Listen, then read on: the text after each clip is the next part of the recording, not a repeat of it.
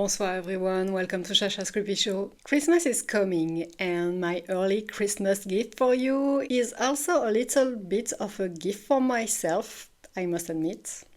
Because tonight we're going to talk about the Men in Black. A few months ago I already released a video on this fascinating subject based on eyewitness accounts of Men in Black encounters taken from this absolutely brilliant book. I told you 3 stories back then, and tonight I'm going to share 3 more, all of which have something in common. They all took place in the south of France. Let's get into this. The first story happened around 1971. It was reported by a couple who were investigating UFO sightings in the Var department. That's the same department where Saint-Tropez is, for context.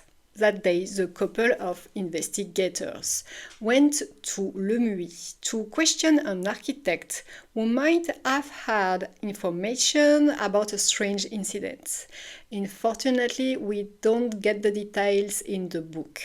So the couple shows up at the architect's home and explains the reason for their visit. Immediately, the architects appear reluctant, anxious. He says he doesn't really want to talk about the topic, but the couple doesn't back off. They insist and insist again.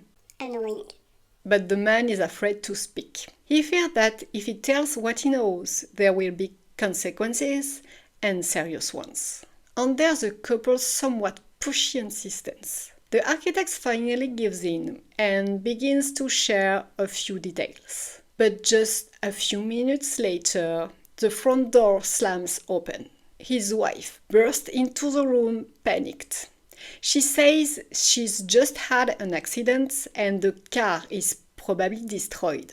She lost control of the vehicle, which ended up in a ditch because a large black car cut her off dangerously.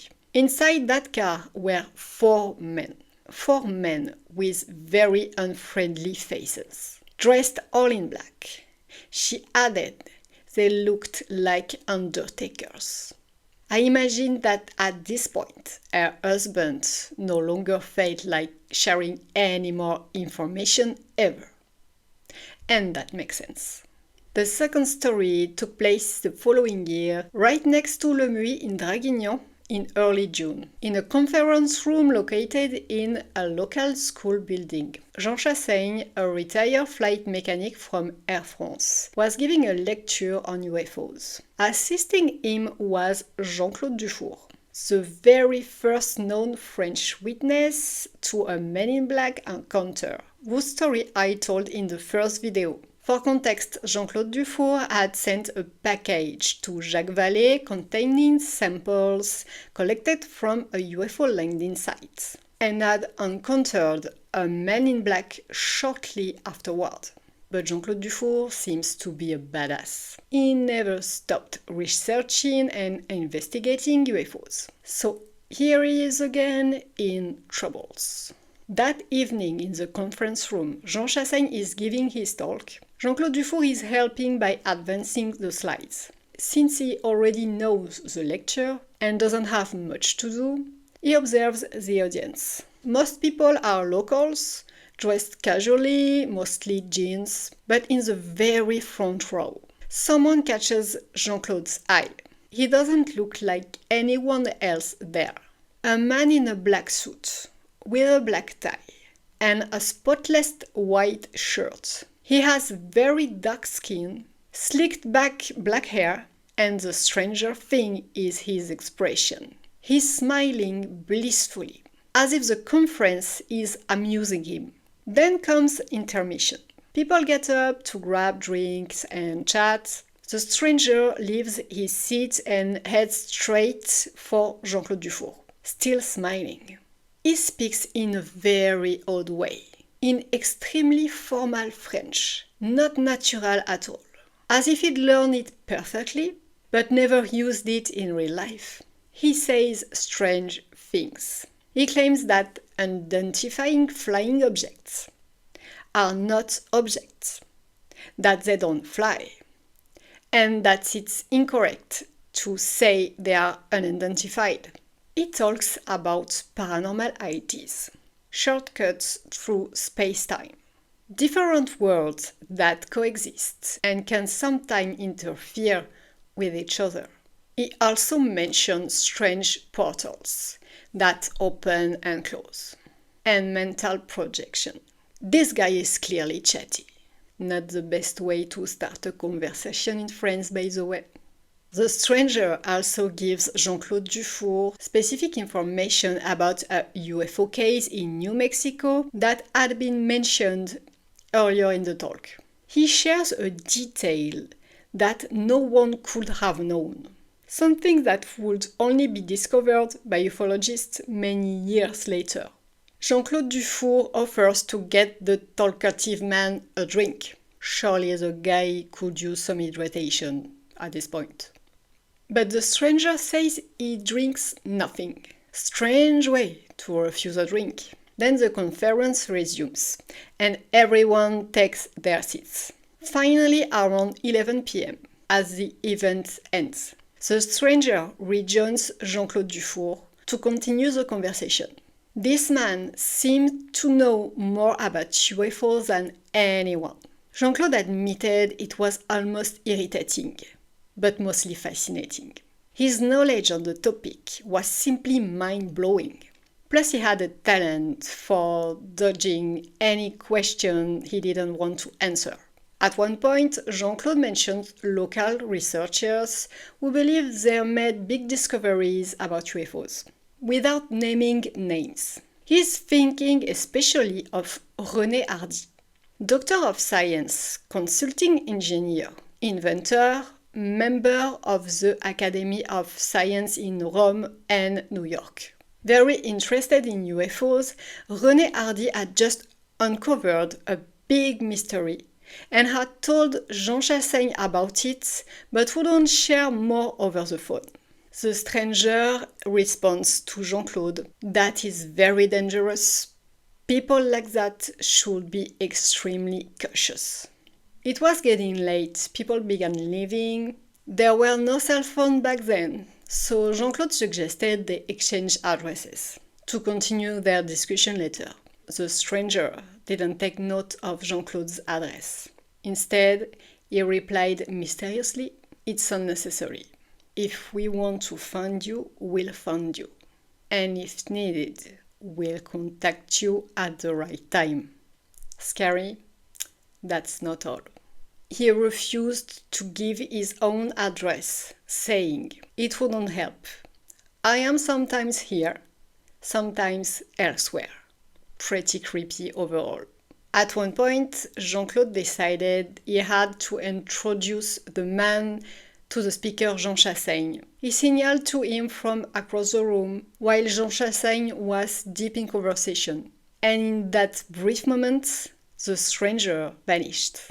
Jean-Claude rushed to look for him down the stairs, into the empty street, nothing. Not even a car driving away. Frustrated, Jean-Claude asked around who the man was. Everyone knew each other in that small southern town, but no one had ever seen him before.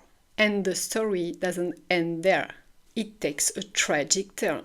Remember René Hardy, the doctor who believed he had made a major discovery about UFOs? Exactly 9 days after that conference, René Hardy was found dead at home. The investigation ruled it the S word. Jean-Claude Dufour would always remember the strange warning from the man in black. Even more disturbing, a local newspaper article reviewing René Hardy's career also reported a strange detail from the funeral. At the ceremony, 6 people were present who weren't on the guest list. 6 men that absolutely no one recognized. 6 very tall men who all looked alike. I don't know about you, but personally, that gives me chills. And for the third story, we return to Jean-Claude Dufour. This video could honestly be titled Jean-Claude Dufour. It would save us time. It's the Jean-Claude Dufour creepy show tonight. Let's go. But now we jump forward in time and space. It's 1982 in Corsica, the largest French island in the metropolitan France, also known as the Isle of Beauty. That day, Jean-Claude Dufour is at the port of Ajaccio, waiting in line at the ferry terminal to buy a ticket to Marseille. He's with a colleague who's sitting on a bench nearby. There's a big crowd. At the counter, the wait is long. Suddenly, a strange young woman emerges from the crowd and walks directly towards Jean-Claude. She seems to be in her 30s, but her appearance is extremely odd. She's dressed far too warmly for the southern heat that time of year. A grey coat over a long grey dress. She wears thick black glasses with side protectors. She immediately asks Jean-Claude if she'll be able to get a seat to Nice on August 21 of that year, saying it will be an interesting date. She repeats the date oddly several times. Intrigued, Jean-Claude tries to help. He grabs a ferry schedule and checks the routes, asks him if she's from around here. The woman says she's from Ajaccio, which is odd because she has zero Corsican accent. She also claims she's never heard of Ilrus, the Red Island, which every Corsican knows. She seems to have a very fuzzy grasp of French geography. Jean-Claude would later describe the dialogue as something out of a psychiatric ward. She mentions the same date again, says she's been to New York to drive a few kilometers in a rental car before flying back. In short, nothing she says makes any sense. Then suddenly she tosses the brochure onto the counter, declares she has no money on her, and leaves. Jean-Claude is baffled. His colleague who had seen them talking thought they knew each other.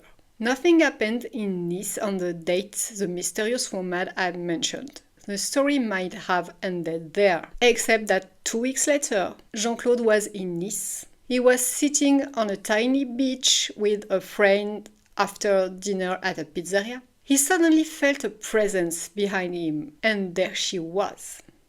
The same woman, wearing the exact same clothes. Jean-Claude jumped up and chased after her, but she had already vanished. He ran up the stairs and back to the streets, no one. There was nowhere she could have hidden. She simply disappeared. When he returned to the beach, his friend asked what was going on. She was very surprised because she hadn't seen anyone. And that's all for Jean-Claude tonight. I hope you enjoyed these stories. This book still has plenty more to fill additional episodes on the Men in Black in France. So if you're interested in the topic, I'll be happy to share more tales in the future. In the meantime, I'll be back soon with other subjects. Bye.